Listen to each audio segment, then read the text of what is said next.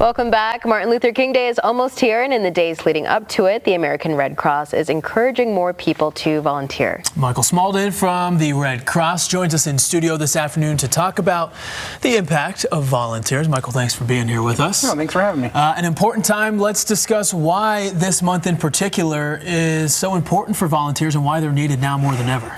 Yeah, MLK Day's, going to be here next week, and that's, the saying is a day on, not a day off. And so, we just want to encourage people to find something that's going to be encouraging to them to make a difference in their communities. And so a couple things, we, recommend is come vest up and be with the Red Cross, or put your arm out and give some blood.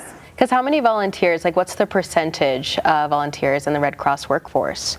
Oh, man, overall, nationwide, there's probably about 20,000 to 30,000 volunteers. Here in the state of Utah, there's about 600. So there's a good amount of volunteers here in the state, but there's a lot of work to do in our communities to make them better, to notify people of, to make sure that they have smoke alarms in their homes, to work with service members, to help at blood drives, which are super important.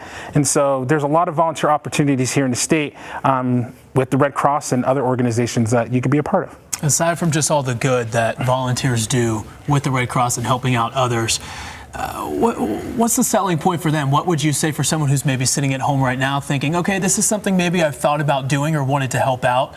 Why should they?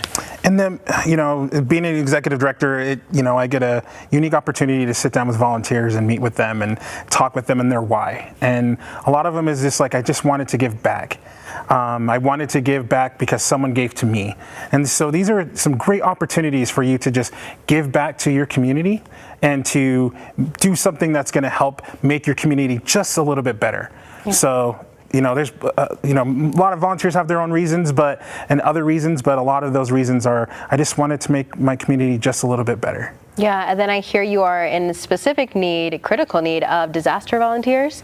Yep. So, we didn't have a large, disaster season this year, hurricane season, but the largest, disaster here are home fires. And so to have volunteers to be able to go out and to respond to, these home fires and to give comfort and care, hope and financial aid to those who suffer through a house fire is pretty important. Yeah. But to get us ready for the, incoming disaster seasons that are before us, because we know the weather is crazy and we just don't know. So you got to stay just ready. To be ready is going to be important. And just for volunteers or maybe future volunteers to know too, this isn't something that they have to maybe commit to daily or religiously. It's just, you'll take the help when they can be there, right? Yep. Yep. Okay. So just need you to come out and help out. And if people are interested in volunteering, where can they go for more information? You can go to redcross.org/Utah or redcross.org/volunteer.